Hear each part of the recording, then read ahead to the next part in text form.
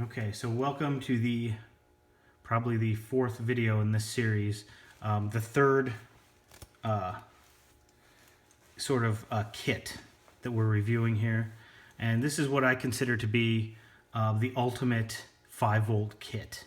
Okay, so I mean, as I mentioned in the previous video, it has a solar component, but it's not solar like, we're trying to, power household appliances. The solar here is along the lines with the other kits.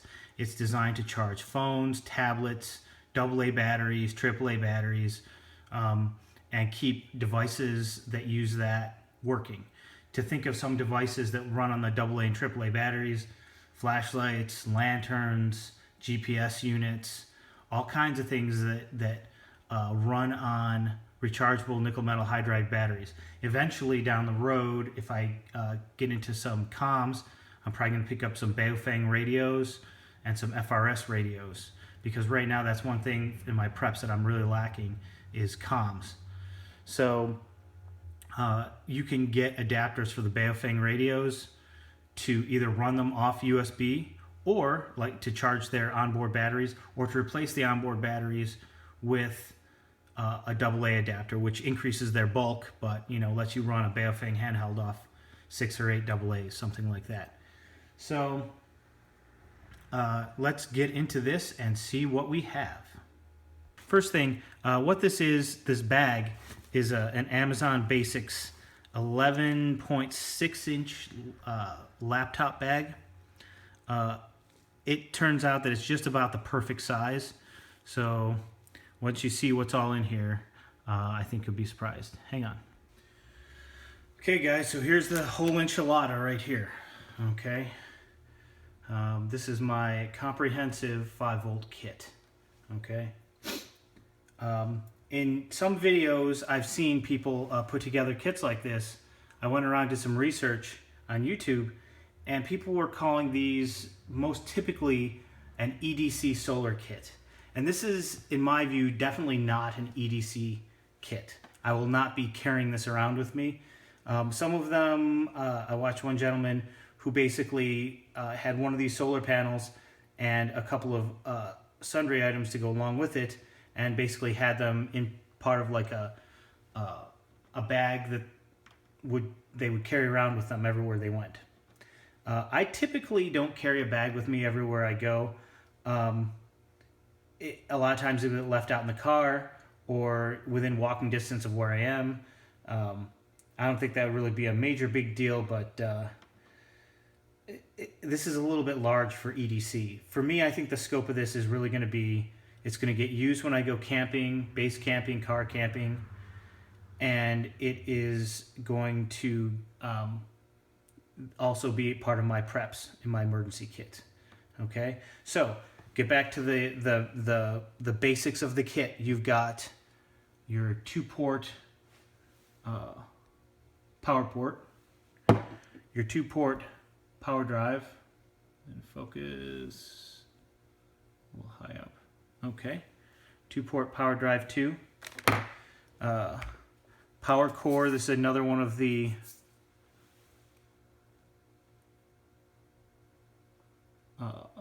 13400s. Okay, and I'll tell you one thing, guys, that I noticed, especially when it comes to these XTAR XP1 Hummingbirds, is that I've noticed that you can charge a battery off of this. However, those Anker Astros would basically go to sleep or something, and they would stop charging. So you'd have to be constantly waking them up. But these ones will go and charge it until it's done, basically, as soon as it starts drawing current. So that is an important compatibility issue. I have here a bag of Anker power lines, mostly micro USBs in the 3-foot or 1-foot size, and a couple power line lightning cables. Okay. I have 4 of these Hummingbirds. Okay.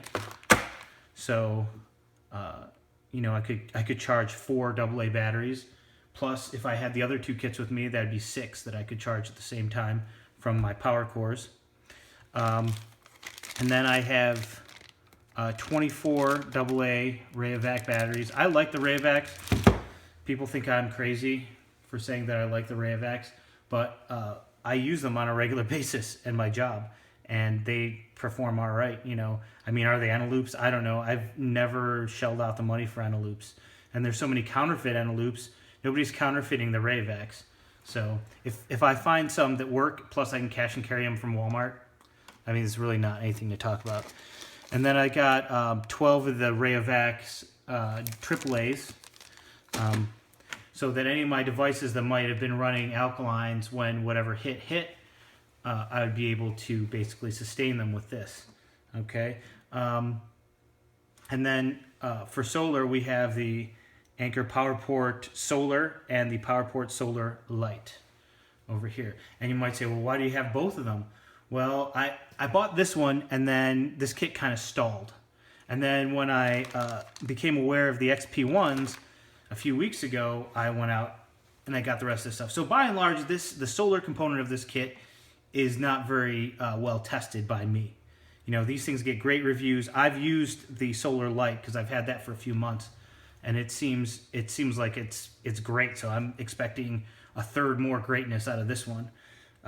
But why didn't I just stick with that one? Well, you know, remember one of the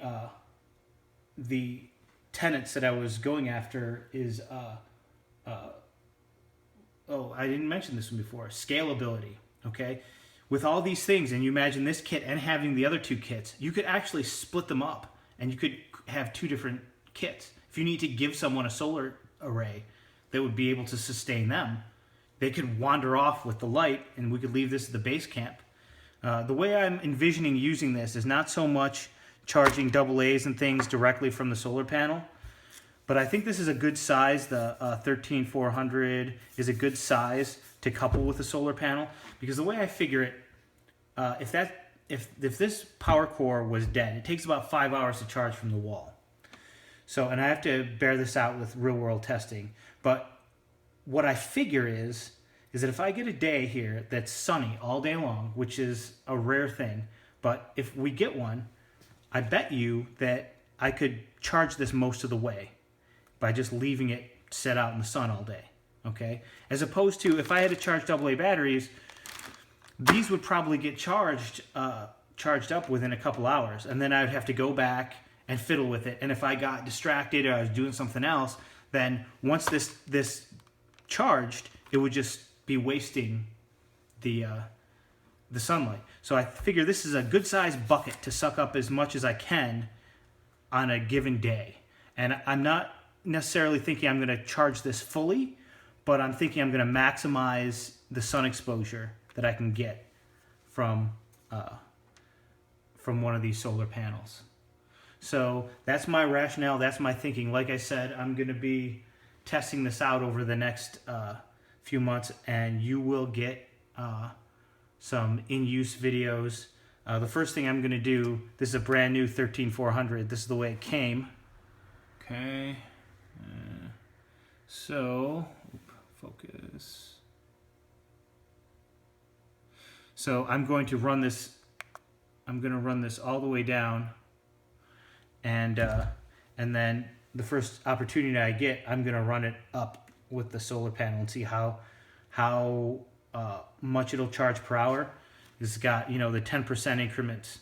So right now, you know, I'll just run that down, and then I'll see how fast it charges in the field. I'll try it. I mean, eventually I'll try it on both of them. I'm going to assume that this one's going to do that much better than that one. But yeah, and then, you know, the other reason to have two of them is redundancy. If something breaks, if any one component breaks, you can then kind of plug in a different Lego to try and keep going, basically. So, I don't know, you guys, at the end of all this rambling, let me know what you think. Is this something that you think would be useful to have? I mean, as you see, the form factor when it's all packed up is fairly small in terms of like camping gear. You know, it's not like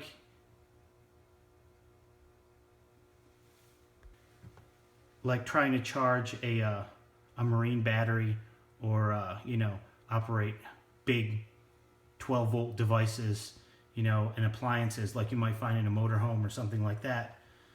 This is just strictly, small electronics is what this is trying to do. So, yeah, I look forward to testing it out. Thanks for watching.